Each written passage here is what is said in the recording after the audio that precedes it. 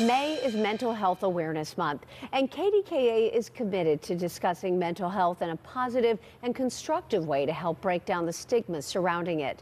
Tonight, we begin a weekly series with NAMI Keystone PA. Megan Schiller joins us now with a discussion specifically about youth mental health.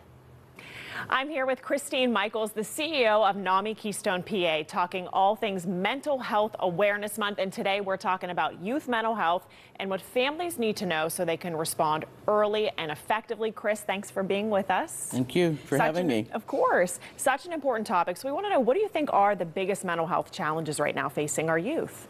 Oh, I think like stress, anxiety, depression, which, with too much anxiety in that. There's a lot of pressure that the kids put on themselves with grades and social media and just being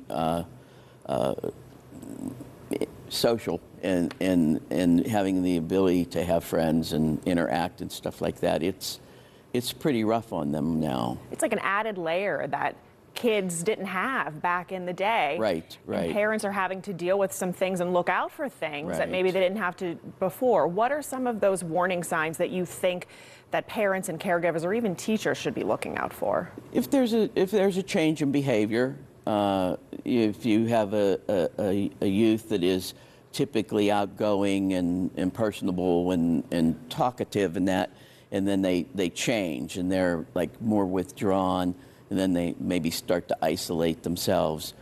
Somebody that is like always been interested in maybe playing tennis or baseball or something like that, and then now they don't want to play anymore. Well, those are all signs that changes in anything, appetite, sleep, all those things, are all like sort of maybe signs or signals that you should pay attention, Take it seriously, don't just say, something just kind of random happening here. A lot of times with youth, they think it's just normal adolescence or different, like the mood swings, mood changes, stuff like that. And sometimes it is, but other times it's not. It's more than that. Do you have any tips for what parents or teachers or caregivers can do to create a comfortable space so teens feel like they can come forward and talk about what they're going through? I think that they do need to extend to their child, like try to have conversations with them,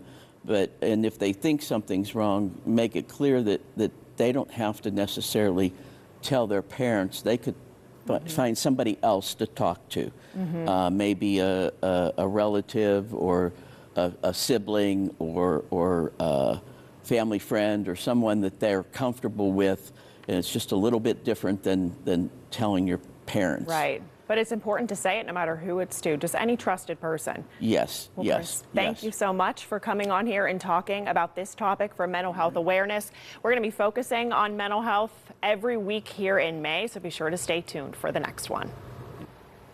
Now, when discussing mental health, we always want to remind you, you are never alone. There is help available, including at the National Suicide and Crisis Lifeline, which is open 24/7. You just call or text 988.